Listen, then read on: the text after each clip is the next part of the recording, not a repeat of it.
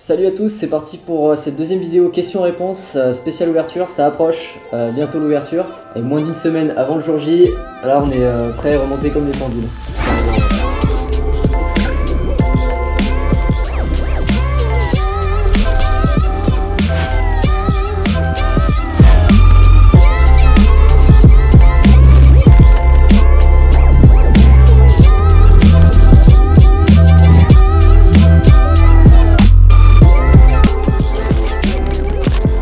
Avec Baptiste, Simon et Louis donc pour répondre aux questions.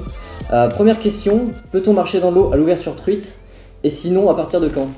Alors c'est une question, je pense qu'on peut y répondre assez facilement.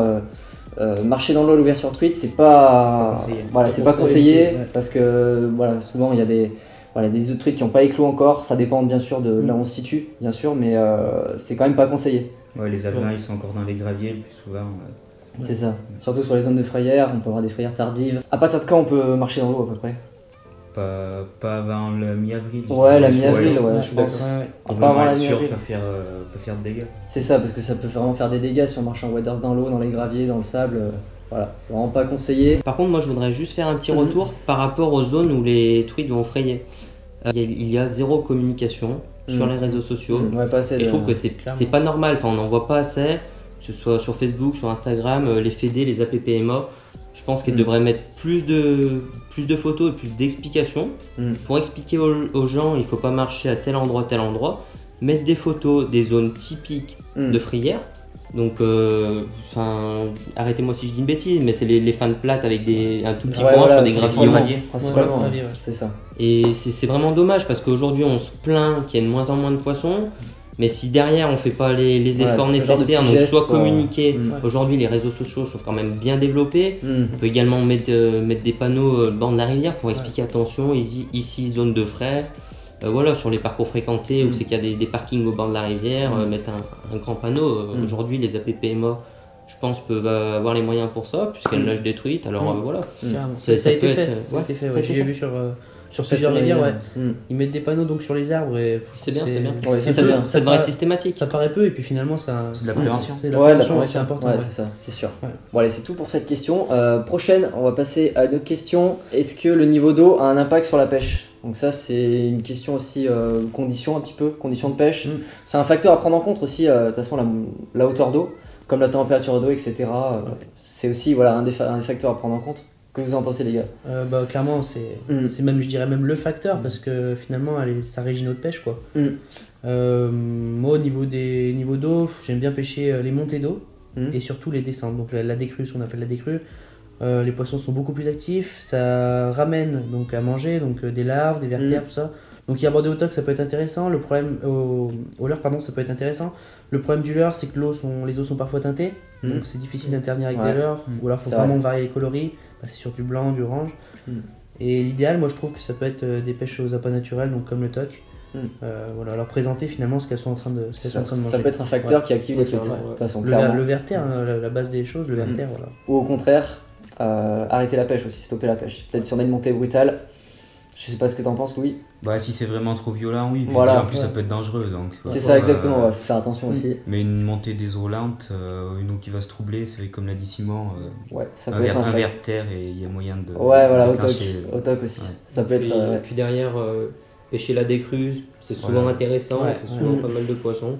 Après là, il y a une zone creuse un peu, on peut dire des fois 3-4 jours après une crue. Les poissons sont beaucoup nourris et du coup.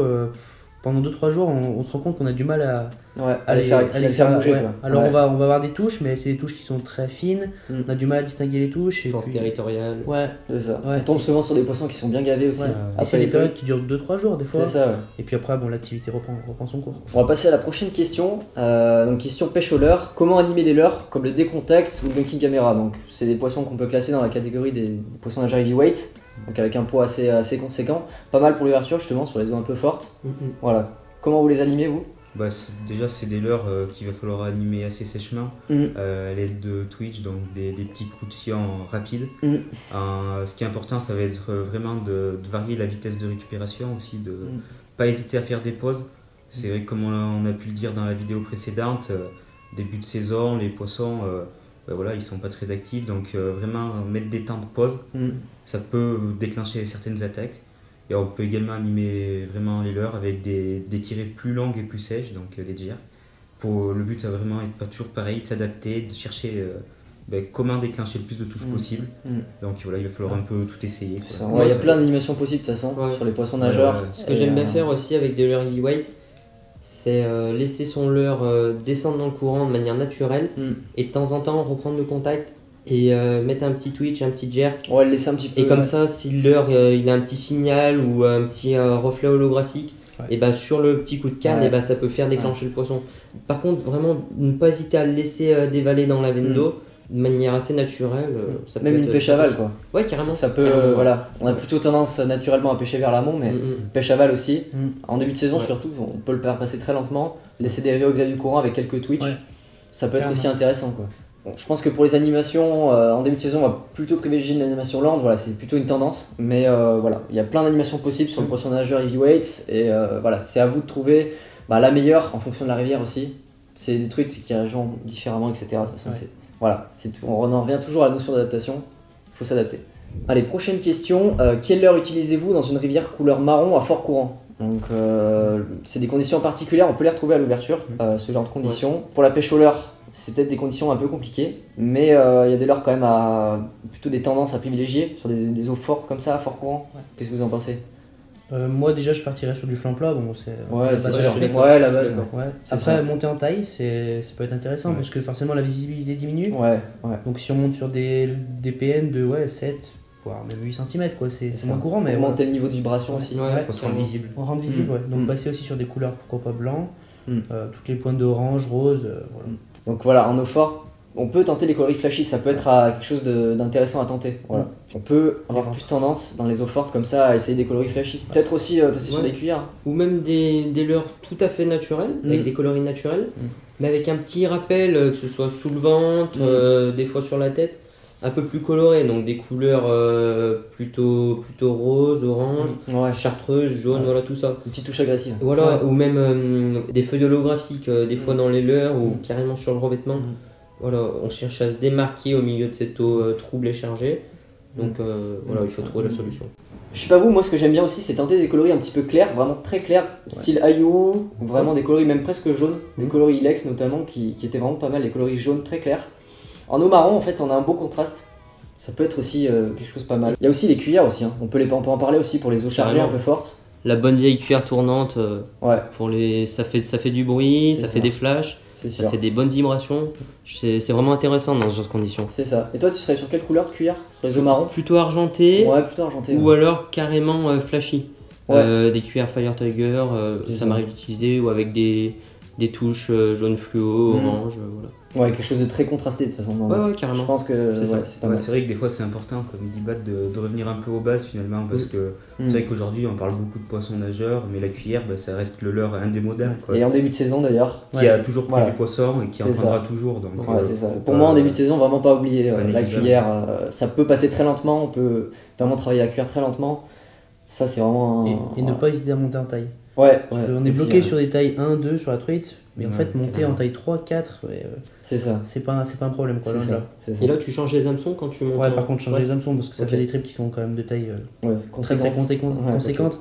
Bon, sur des poissons de 40 plus, bon ça dérange pas, mais voilà, quand on fait des poissons de 20-25, c'est voilà. Il faut savoir que sur un leurre de 8 cm, on peut très bien taper une truite qui fait moins de 20 cm. Ça dérange pas du tout, carrément. Du coup on peut enchaîner sur la prochaine question. Cuillère tournante ou ondulante en début de saison? On parle beaucoup de la cuillère tournante, mais la cuillère ondulante c'est quelque chose qui se développe aussi pour la truite. Les deux ont leurs avantages et inconvénients, mais voilà, vous serez plutôt cuillère tournante ou ondulante à l'ouverture? Alors moi j'ai jamais essayé encore la cuillère ondulante pour la truite. Je vais quand même essayer cette saison parce que voilà, on en entend vraiment de plus en plus parler. Donc voilà, je vais essayer la chose. Mais la cuillère tournante marche bien à l'ouverture comme on disait tout à l'heure. Oui, tu utilises l'ondulante toi aussi? Moi ça a été une belle révélation de l'an dernier en fait, l'ondulante. J'ai surtout pêché avec les modèles de cuillère Itocraft. Et c'est vrai qu'on se rend compte que c'est un leurre qui n'est pas du tout utilisé clairement. Et avec lequel on peut vraiment faire beaucoup de choses et pêcher dans beaucoup de conditions différentes. Et ça m'a rapporté beaucoup de jolis poissons, donc c'est ça. Je peux que conseiller cette utilisation. Tu utilises quoi là comme grammage sur ce type de cuillère ondulante?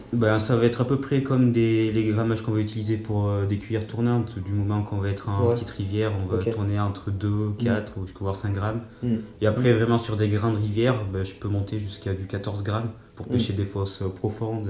Et là, tu pêches en linéaire et avec des petits coups de canne aussi? Ouais, pareil, on va essayer de mettre un peu d'animation. Le but, ça va être de faire quelques vibrations, un peu des reflets. Et si je peux donner une petite technique pour éviter le vrillage du fil, c'est vrai que c'est un gros problème, que ce soit tournant ou ondulant. Le fait de pêcher avec ce type de leurre, ça va entraîner le vrillage de votre fil. Donc pas hésiter à rajouter un petit émerillon baril. Un petit émerillon baril juste au-dessus du voilà, c'est ça, c'est rien et ça va vous permettre de garder soit votre bobine de tresse, soit votre bobine de nylon une saison de plus facilement. C'est ça, ouais. Moi pour le début de saison, je serais plus cuillère tournante quand même. Même si l'ondulante, je l'ai utilisé aussi un petit peu en fin de saison dernière. C'est quelque chose de vraiment sympa, mais pour le début de saison, je partirais plus sur une tournante, peut-être pour la travailler lentement. Et voilà, si j'ai vraiment pas de touche au PN, je passerai plus sur une cuillère tournante, je pense, pour passer vraiment très lentement. Après l'ondulante, on peut la travailler lentement aussi, mais voilà, je préférerais la tournante. C'est deux leurres complémentaires qui sont utilisés tous les deux, je pense, le jour de l'ouverture. Bon, après les cuillères, on va passer aux leurres souples. Une autre question donc de Cédric, quelle taille de leurre souple pour la truite en rivière? Donc Simon, toi qui pêches pas mal au leurre souple, quelle taille tu utilises à peu près toi? Donc bon, si on parle du début de saison sur la période d'ouverture, j'essaie des tailles quand même assez conséquentes. Donc c'est pas de monter jusqu'à 9 cm. Donc là j'utilise par exemple le One Up Slim donc de chez Sawamura. C'est un leurre qui est assez fin donc par son corps et finalement sa grande taille, donc 9 cm, ça paraît beaucoup pour une truite. Puis finalement en début de saison on se rend compte que des grosses proies ça dérange pas, bien au contraire. Voilà, après il faut savoir les animer. D'accord. Il faut y aller très lentement et gratter le fond. Toujours pareil. Autrement, le plus polyvalent, c'est 6-7 cm quoi. Ouais, 6-7 cm. Ouais, c'est vraiment ce qui est polyvalent. Après, je pense que les leurres à la texture très très souple quand même. Pour la truite, nous, c'est quelque chose qu'on a remarqué, c'est des leurres trop durs, ça entraîne pas mal de ratés. Il faut quand même des leurres assez souples parce que la truite, elle a tendance parfois à attaquer vers la queue ou vers le bas du leurre. Toi aussi, tu prends plutôt des leurres assez souples. Ouais, et surtout que le gros problème du leurre souple, si on le monte simplement avec une tête plombée, il y a un hameçon. Donc voilà, comme tu dis, les décroches sont beaucoup plus fréquentes. Donc il faut du leurre souple. Très souple d'ailleurs, pour que le leurre puisse se fermer dans la gueule du poisson, se fermer en deux. Voilà. Ouais, c'est ça. Au niveau des leurres souples, on est pas mal aussi sur le Black Minnow, qui est très très souple aussi. Pour ça, c'est vraiment idéal. Le montage texan peut faire peur, et puis en fait, une fois qu'on y pêche avec, on se rend compte qu'il n'y a aucun souci. C'est ça, et ça évite aussi des accrochages. C'est pas mal, ce genre de montage, pour la truite aussi. Carrément. Et après, au niveau du ferrage, je trouve que c'est comme pour du PN. Ouais, le ferrage est le même, le combat est très différent. Faut vraiment pas s'amuser à vouloir combattre longtemps, à profiter. Non, faut ramener quoi. Il faut rester tendu, bannière tendue. Ouais, c'est vraiment important. À peine à relâcher dans la ligne et c'est décroché. Clairement, si je compare PN, leurre souple, je décroche 10 fois plus au leurre souple. Et au niveau de la truite, de la touche de la truite, t'attends avant de ferrer ou tu ferres instantanément? Non, je ferre souvent instantanément. C'est souvent au ferrage qu'il y a des décrochages. Bon, après, si on attend trop souvent, elle a tendance à recracher aussi souvent. C'est pas comme des pêches de carnassier, il faut vraiment être réactif sur le ferrage. Ouais, donc après, si on arrive à s'adapter avec des montages avec un triple, j'arrive à y faire, moi, monter. D'accord, un triple voleur. Ouais, un triple voleur un peu sur la queue. C'est vrai que ça limite les décrochages, c'est sûr, mais ouais, on décroche quand même relativement plus. Et là, du coup, j'avais une petite question. Simon, tu utilises quel grammage pour les leurres souples? En début de saison, c'est toujours pareil, les eaux sont fortes, donc c'est pas de monter sur du 5 grammes.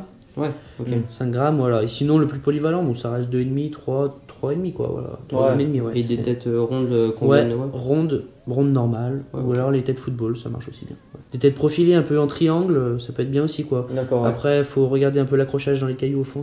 Ouais, c'est ça dépend des rivières, mais quand même descendre assez profondément, ça peut être sympa aussi. Ouais, voilà. C'est ça. Aller chercher les trucs sous les caches. C'est une pêche à gratter. Voilà, c'est une pêche à gratter. Un petit peu à la manière d'un pêcheur au toc, qui laisserait dériver son appât dans le courant. Moi, je fais ça au leurre souple. Ouais, c'est sûr. Ça marche très bien. Du coup, le petit conseil au niveau des tailles, pas hésiter à augmenter un petit peu peut-être par rapport à des pêches de milieu de saison, des leurres de 7, 9 cm. Voilà, sur des grandes rivières, c'est vraiment pas choquant, même sur des moyennes rivières. Voilà, s'adapter bien sûr en fonction des alevins, en fonction de la taille des poissons aussi, fourrage. Ça c'est. Encore une fois, il faut s'adapter. Ouais, c'est ça. Puis en général, il faut pas avoir peur de pêcher assez gros si on veut déclencher des attaques de jolis poissons. Et ça peut être quelque chose qui se différencie par rapport aux autres pêcheurs. Ouais, c'est très pratiqué le leurre souple de toute façon. C'est ça. En France, c'est un peu boudé pour la truite, alors que finalement, ça se développe. Ça se développe un peu, ouais. Bon allez, je pense qu'on a fait le tour de la question. On va passer à la question suivante. Y a-t-il plus de décroches ou touches manquées avec des hameçons simples? Question qui revient souvent aussi, l'armement des leurres pour la truite, poisson nageur, cuillère, etc. Qui pêche en hameçon simple ici? Alors, moi, je vais attaquer cette saison. Voilà, j'ai monté quelques leurres en simple, mais jusqu'à maintenant.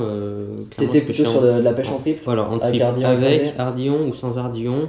Bon, sur les leurres que j'utilise quand même beaucoup, j'écrase des ardillons évidemment.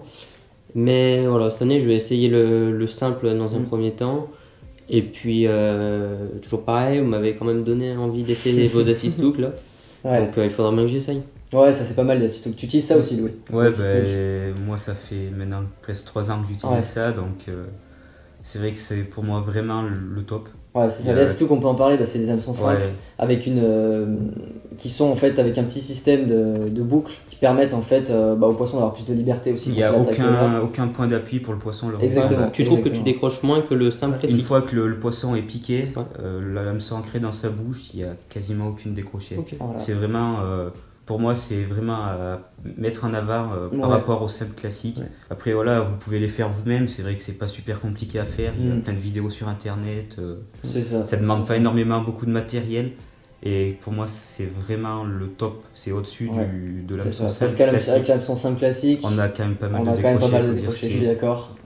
Et le triple, c'est vrai que toi, Baptiste, qui a pêché un moment, tu peux te rendre compte que on abîme quand même pas mal les poissons, même en pêchant avec ardillon écrasé. Ça peut arriver, surtout sur des petits poissons. Sur des petits poissons, des petits milieux. Vu qu'on sélectionne pas forcément tout le temps. Quand tu pêches en grande rivière, tu pêches avec tes PN, tu cherches quand même les belles truites. Bon, même si ça peut arriver de taper des petites truites, t'as moins de chances d'abîmer les poissons. Il y a quand même moins de risques. L'avantage aussi de l'hameçon simple, c'est qu'il va pas s'accrocher dans les arbres. Quand on pêche avec des leurres quand même, qui ont un certain prix. Vous pêchez un hameçon simple, vous avez 10 fois moins de chances de les laisser au fond. C'est quelque chose sur lequel on ne pense pas forcément, mais aussi on va perdre beaucoup moins de leurres au fond et sur les arbres, donc ça c'est quand même quelque chose de sympa. Si on avait un conseil à vous donner, c'est peut-être d'essayer l'hameçon simple, déjà d'écraser les ardillons, je pense que c'est la base pour la pêche de la truite, de toute façon c'est un poisson fragile. Mais les hameçons simples, ça peut être à essayer, les hameçons assistooks sont vraiment très très bien, c'est une bonne solution pour éviter les décrochés tout en respectant le poisson. Surtout en petit milieu d'ailleurs. Parce que sur des petites truites, si on va avec des gros triples, en pêchant à la cuillère, souvent c'est des poissons qui gobent assez facilement le leurre. Ouais, puis la base, que ce soit en simple, en triple, sans ardillon, avec ardillon, c'est vraiment de toujours garder sa bannière tendue lors des combats. C'est à ce moment-là qu'on va décrocher les poissons.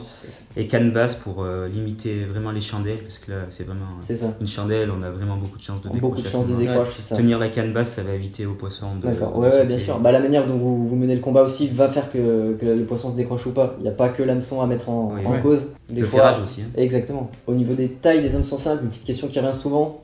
Louis, t'es sur du combien? Sur des poissons nageurs de 5 cm, on va être sur des hameçons en taille numéro 10 environ. Sur du 6 cm, ça va être du numéro 8. Et après, plus on va monter, plus on va aller sur des tailles 6, 4, voire du 2 pour des leurres de plus de 80 des leurres assez 80 gros, mm. des leurres en grande rivière. C'est assez important de mettre les bonnes tailles, ça va éviter à vos hameçons de se croiser. C'est toujours pénible de faire des lancers et de ramener à avoir des hameçons croisés. C'est important d'opter pour des tailles qui sont adéquates avec vous. C'est ça, donc plus de touches, plus de décroches avec l'hameçon simple, pas forcément. Ça prend quand même du poisson. On a peut-être, sur des hameçons simples classiques, on a quand même pas mal de décroches. Mais il y a des solutions comme l'assistook qui peuvent vous permettre de pêcher un hameçon simple, de respecter le poisson et d'avoir très peu de décrochés. Allez, une dernière petite question pour terminer. Comment faites-vous pour chercher des bons spots? La fameuse question. Ouais, c'est ça. Je pense que le mieux pour trouver des bons spots, c'est déjà, il y a des outils comme Google Maps qui permettent de repérer pas mal de coins, des rivières qui passent près de chez vous. Le mieux pour se faire une idée sur un spot, c'est d'aller le tester et de tester plein de coins différents. Il y a pas mal de moyens de se renseigner, d'aller se balader au bord de l'eau. On profite aussi de la période pré-ouverture pour aller justement aller repérer les spots. Ouais. Accepter d'y passer du temps en fait, parce que finalement on veut toujours être à la pêche, à la pêche, à la pêche. Je pense qu'il y a un moment, si on veut vraiment découvrir d'autres spots, il faut prendre les chaussures de marche, aller marcher, et en période de pêche, prendre la canne et puis pêcher quoi. Ouais, c'est ça. Il n'y a pas d'autre moyen. Ça tombe pas du ciel. Ça tombe pas du ciel. Il faut tester ces coins. Vraiment pas hésiter à prendre la voiture, faire de la route. Et on peut tomber sur des super surprises d'ailleurs. Il y aura des moments de vide, on va essayer de pêcher des spots qu'on trouve superbes et qu'en fait, voilà. Peut-être que ça donne pas tant qu'on aurait espéré. Ou insister trop sur un coin et puis se bloquer à d'autres rivières. Voilà, et après, on le dira jamais assez. Hein. Pour faire du poisson, faut pêcher. Faut pêcher, il faut essayer plusieurs rivières, plusieurs endroits. Si on a la possibilité, plusieurs régions. C'est ça. Et puis un coin ne peut pas forcément donner par une période de pêche creuse. Voilà, on se dit, il faut revenir sur le spot. Voilà, faut pas forcément s'arrêter à la première impression aussi. Ouais, les mois de janvier-février, c'est bien aussi pour préparer en fait, tout simplement, aller se promener au bord de l'eau et puis. C'est ça, se préparer un petit plan d'attaque pour la saison. Ça permet de rêver aussi un peu. Ouais, et puis après il y a une façon assez simple de voir dans une rivière s'il y a du poisson. Pendant la fermeture de la pêche de la truite, c'est d'aller au bord de l'eau pendant la période de frais. Voilà, vous allez voir les truites en train de frayer, donc si vous voyez du poisson, ça peut vous donner des indications pour. C'est ça. D'ailleurs, Louis a fait un article déjà sur notre blog. Je vous mets le lien dans la description. Et puis qui nous a parlé de la fraie de la truite, c'est un super article d'ailleurs. Allez, c'est la fin de cette petite vidéo questions-réponses. Bientôt l'ouverture, donc voilà. On est chaud bouillant là. C'est ça, exactement. Et j'espère que vous avez apprécié ce petit format questions-réponses. Si c'est quelque chose que vous voulez voir sur la chaîne, encore une fois, mettez-nous dans les commentaires. Allez, bonne ouverture à tous et profitez bien des moments au bord de l'eau de cette nouvelle saison. Allez, ciao!